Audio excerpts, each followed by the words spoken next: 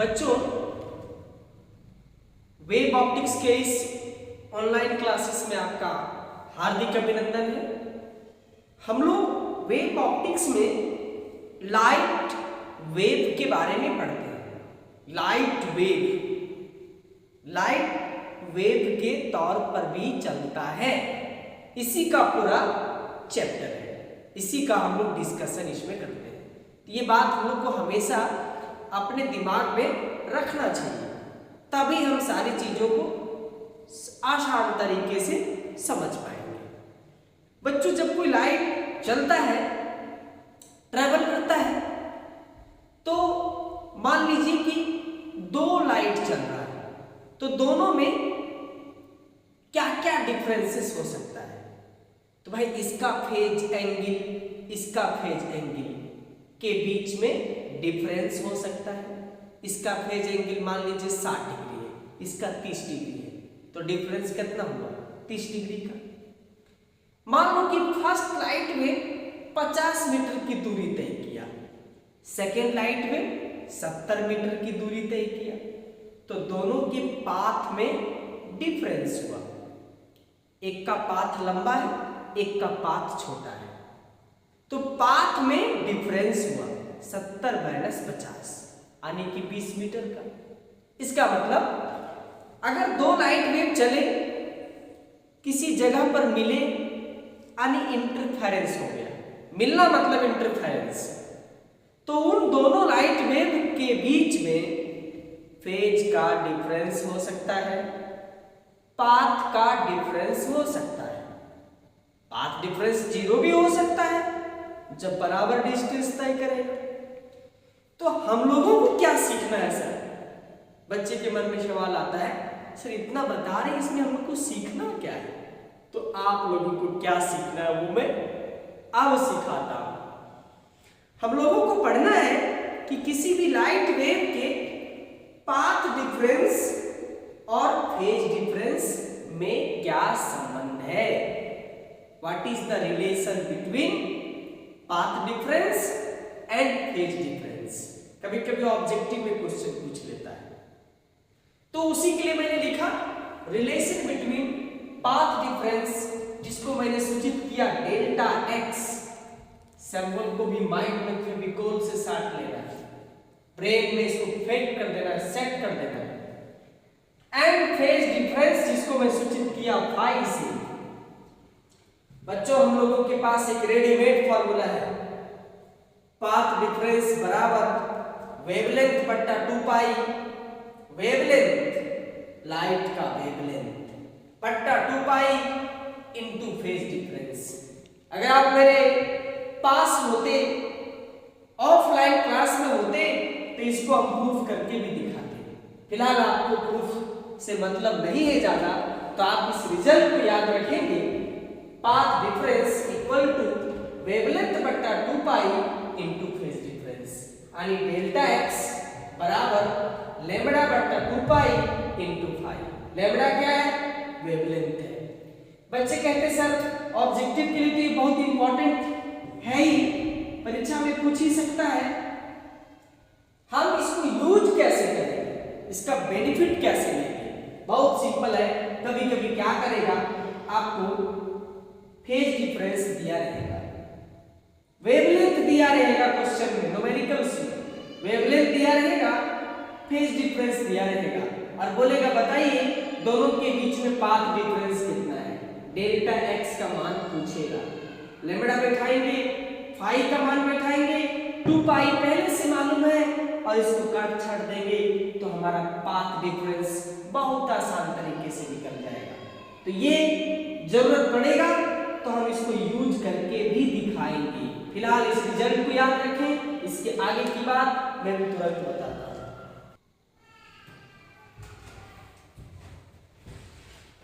हाँ तो बच्चों, इसमें आज मैं अभी जो बात आपको बताने जा रहा हूं, जो टॉपिक शुरू करने जा रहा हूं, वो आज के लेक्चर में समाप्त नहीं होगा। इसलिए आज की बात यानी कि ये लेक्चर और इसके जस्ट बाद वाला लेक्चर को एकदम मिला करके सुनिएगा। तो कुछ बात आज बता देता हूं, कुछ बात इसके नेक्स्ट लेक्चर में होगा। बच्चों आज हम लोग पढ़ने जा रहे हैं types of interference of light, जो एक बहुत इंपॉर्टेंट टॉपिक है। इंटरफेरेंस अभी तक सीखे, इंटरफेरेंस होता है दो लाइट वेव का आपस में मिलना, इंटरफेरेंस कहलाता है। लेकिन यह इंटरफेरेंस कितने प्रकार का होता है, हाउ मेनी टाइप्स, कितने प्रकार हैं इसके, तो मैं इसका जवाब बता दूं बच्चों कि इंटरफेरेंस मुख्य रूप से दो प्रकार का होता है। Types of interference of light कितने प्रकार के होते हैं, दो तरह होता है। एक को कहते हैं कंस्ट्रक्टिव इंटरफेरेंस, नाम एकदम याद करते चले, नाम को भूले नहीं, कंस्ट्रक्टिव इंटरफेरेंस, और दूसरा है डिस्ट्रक्टिव इंटरफेरेंस। अब प्रश्न आता है कंस्ट्रक्टिव इंटरफेरेंस किसे कहते हैं, क्या होता है कंस्ट्रक्टिव इंटरफेरेंस? तो भी डिफिनेशन भी बहुत सिंपल है। कहता है कि दो लाइट वेव एक दूसरे से मिले, मान लो कि ये फर्स्ट लाइट वेव है और ये सेकेंड लाइट वेव है, चला एक दूसरे से मिला, मिलने के बाद जो रिजल्टेंट बना, अगर उस लाइट का, उस वेव का इंटेंसिटी मैक्सिमम हो जाए, और जब इंटेंसिटी मैक्सिमम होगा तो एम्पलीट्यूड भी मैक्सिमम होगा। तो अगर दोनों के रिजल्टेंट, दोनों का मैं बात नहीं कर रहा, दोनों से जो बन के तैयार हुआ रिजल्टेंट का इंटेंसिटी अगर मैक्सिमम होता है, एम्पलीट्यूड मैक्सिमम होता है, तो वैसे मिलन प्रक्रिया को, वैसे इंटरफेरेंस को हम कंस्ट्रक्टिव इंटरफेरेंस कहते हैं। The interference of light waves is said to be constructive if intensity or amplitude of resulting light wave, मैं रिजल्टिंग की बात कर रहा हूं, जो दोनों के मिलने से बनता है, मैं उसकी बात कर रहा हूं। अगर उसका इंटेंसिटी और एम्पलीट्यूड मैक्सिमम होता है तो ऐसे इंटरफेरेंस को हम कंस्ट्रक्टिव इंटरफेरेंस कहते हैं। अब ये कब मैक्सिमम होगा, और मैक्सिमम होगा तो उसका प्रभाव क्या दिखेगा? बच्चों अगर मैक्सिमम होगा तो कंस्ट्रक्टिव कहेंगे। कहानी को इस तरह से सुनिए, अगर मैक्सिमम हुआ तो कंस्ट्रक्टिव कहेंगे, और अगर मैक्सिमम होगा तो उस जगह का, जिस जगह पे मैक्सिमम होगा उस जगह पे लाइट एनर्जी सबसे अधिक होगा, और जहां पे लाइट एनर्जी सबसे अधिक होगा वो पोर्शन, वह जगह ब्राइट हो जाएगा, चमकीला हो जाएगा। इसका मतलब जितना भी ब्राइट पोर्शन है, निश्चित तौर पे आप समझ जाइएगा वहां कंस्ट्रक्टिव इंटरफेरेंस ही होता है। कब होगा मैक्सिमम? दो क्वेश्चन था कि मैक्सिमम होने से क्या प्रभाव पड़ेगा, दूसरी बात था मैक्सिमम कब होगा। तो मैंने क्या प्रभाव पड़ा इसका जवाब दिया कि जब लाइट एनर्जी मैक्सिमम होगा, जब इंटेंसिटी मैक्सिमम होगा, जब एम्पलीट्यूड मैक्सिमम होगा, तो कंस्ट्रक्टिव इंटरफेरेंस होगा, और जब कंस्ट्रक्टिव इंटरफेरेंस होगा तो वो पोर्शन बिल्कुल चमकने लगेगा, ब्राइट हो जाएगा।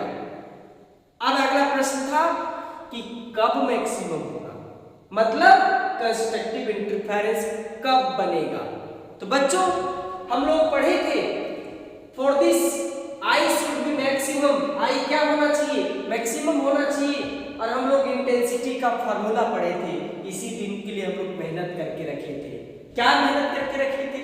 आई इक्वल टू रिजल्टेंट का इंटेंसिटी, यही है रिजल्टेंट का इंटेंसिटी, पहला वेव का इंटेंसिटी, दूसरा वेव का intensity under root something into cos phi.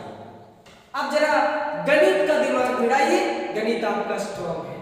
आई को मैक्सिमाइज करना है, आई को मैक्सिमम करना है, इसके लिए cos फाई को मैक्सिमम होना पड़ेगा।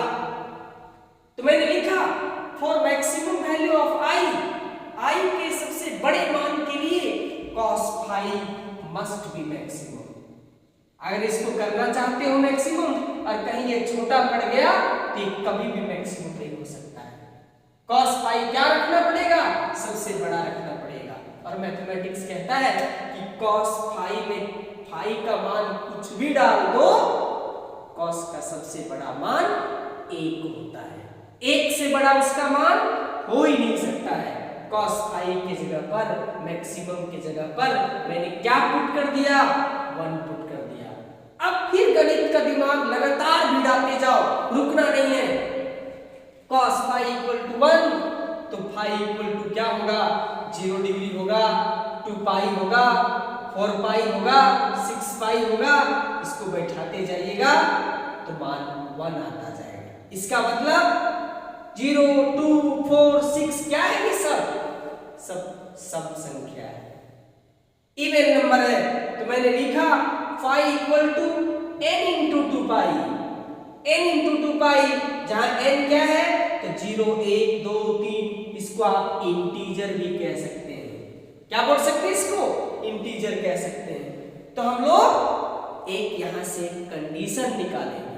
क्या होगा वो कंडीशन कि दो लाइट वेव का फाई, फाई मतलब फेज डिफरेंस, दो लाइट वेव का फेज डिफरेंस अगर इंटीग्रल मल्टीपल n के बगल में इनटू है, इंटीग्रल मल्टीपल ऑफ 2 पाई के बराबर हो, इंटीग्रल मल्टीपल ऑफ 2 पाई के बराबर हो, तब बनेगा क्या, कंस्ट्रक्टिव इंटरफेरेंस।